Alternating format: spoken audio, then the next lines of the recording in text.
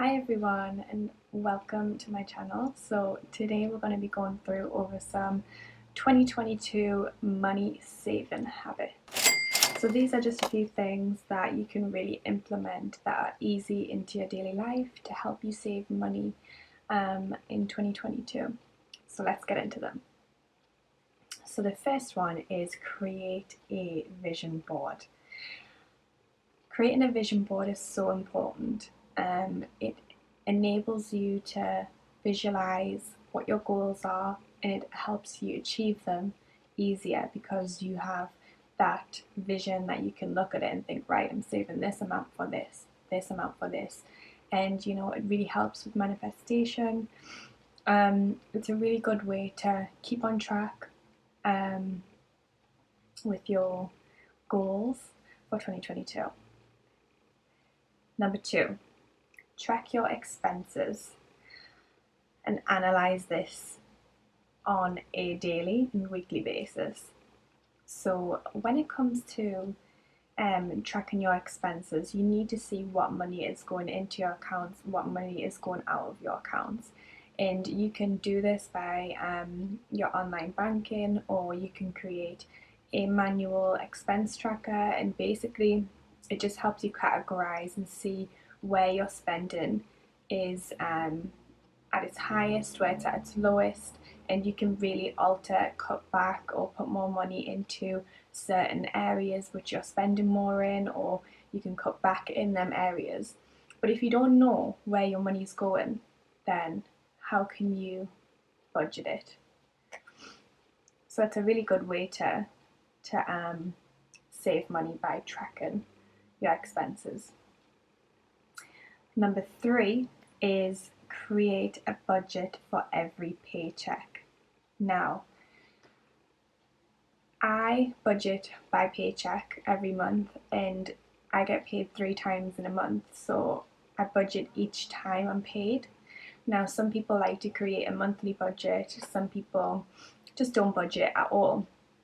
But if you really want to save money and see where each dollar, each pound is going, then it's important that you set a budget for every time you are paid, because then this enables you to allocate the money specifically, and it means that every pound has a purpose and it's not just getting wasted.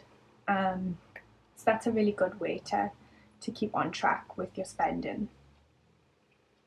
Another habit is to pay off debt while saving for the future. So some people have the question, should I pay off debt first? Should I save for my future?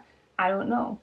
And I think it's really important to know that just because you have debt that could be looming in the background, it's important to also save for your future at the same time, I think personally, because if you're not paying yourself first, then what your money is just solely going on expenses, on debt, on things that are not going to help you in the future not get into more debt. So you can save for your future by creating things like sinking funds, which is just where you save in advance for a particular event. And you can also have long-term saving goals, such as ones for the year, ones for 5 years, one for 10 years, and still save for them things, because it's just about allocating the money in the particular areas, some for debt, some for savings. You can do both at the same time. So it's pay off debt while saving for the future. 5 is by doing the cash envelope method for your spending. So what I like to do is allocate, once I've allocated my fixed expenses, then I go on to variable expenses.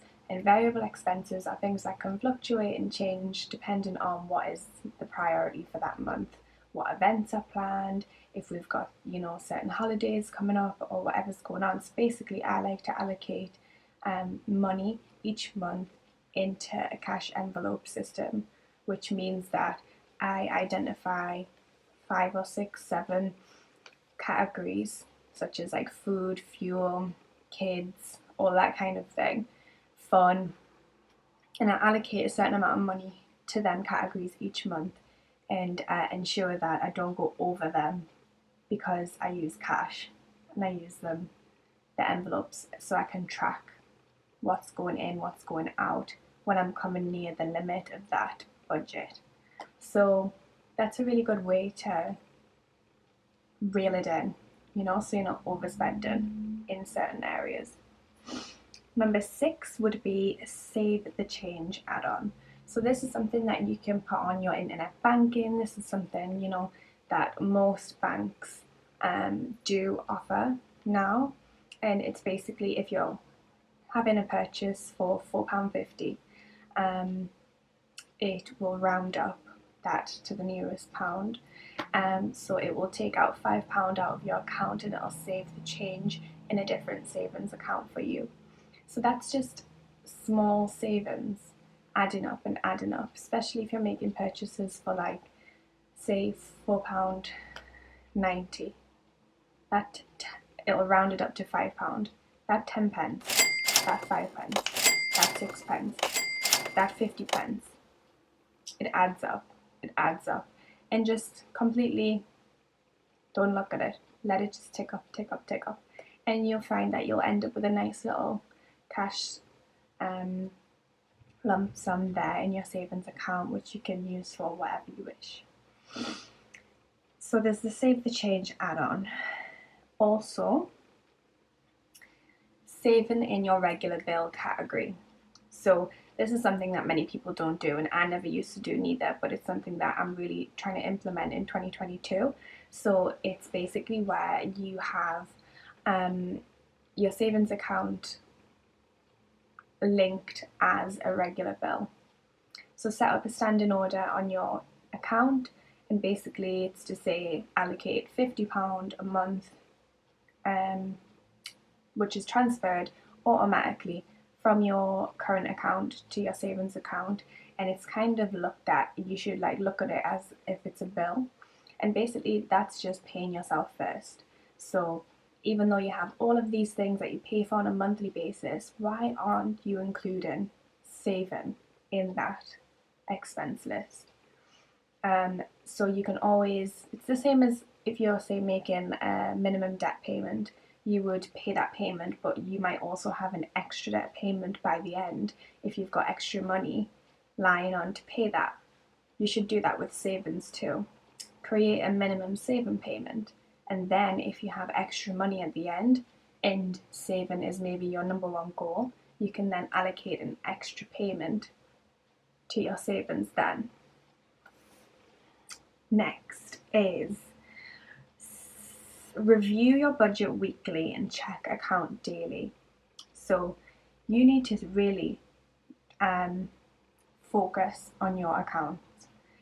Really track your expenses. Review your budget weekly. See how you're doing in these categories. Are you nearing your budget end too quick? Then maybe you need to allocate more money to that particular category next month. The aim is to stay within it, but you should have room for flexibility. And you do this by having something called a checking account cushion. So it's your current account cushion, which means there's a little bit of money there just in case you go over your budget. Then you have a fallback, and then you're not getting paid, you're not getting caught by overdraft fees, you're not getting caught by going into minus figures. So that's a really good one. Keep on top of it weekly, but also check your account daily on your app on your phone, so you can just see this payments came out, I wasn't expecting that, or it wasn't supposed to be that high. Let me get onto that straight away so that you can dispute that. So, it's not getting lost until the end of the month. Maybe things have, it's too late to go and dispute that. So just check things daily, check your budget weekly. Another thing you can do is create and do monthly savings challenges. So this is something I've never done as well, but I am implementing it into my 2022 saving goals. It's basically where you challenge yourself to do a small savings challenge. Since I've never done one before, I'm doing a small one. So I've seen a one advertised, which is the penny a day savings challenge, and it ends up where at the end of the year you've saved like over £600, I think it is. And basically it's just by doing a small saving of 1 pence per day. But what you do is, so say on day 1 you would save 1 pence, but on day 12 you would save 12 pence, day 15 save 15 pence. So that's what I'm doing this year. So just to have a little pocket of money building up there and not really thinking too much of it. It's not really a big expense every day to think about. So incorporating savings challenges into your daily life can be something that is fun, and you can, do it in any way. There's tons of saving challenges online that you can find. There's ones where you can save £1 a week, or you can save the change like from your purse at the end of the week. That's something I do tend to do as well. You can also do fun ones where you can say, if it is raining today, I'll put away £2, and just whatever day it rains, you put away £2. So there's a lot of things you can do to create saving challenges. Also, the last one I would say is cashback add-ons. So this is another thing that I'm trying to explore more in 2022. So basically where you get cashback on any purchases that you make. I do have that add-on on my banking account. However, it's quite lengthy because you have to go through your whole account before you can decide like, oh, okay, I'm going to purchase something from that store. Let me see if it's on the add-on. But I know there is other ways that you can do cashback add-ons. So that's something that I'm going to look at, because I did see somebody making another post about these cashback add-ons and said, I'm not trying to make any purchases unless I'm getting cash back. Why not get free money for making purchases? If you want to make that purchase anyway, it makes sense. So they're just some money saving habits that you can implement in 2022 to make your financial year a better one. I hope this helps. Thank you. Please subscribe. See you in the next one. Bye.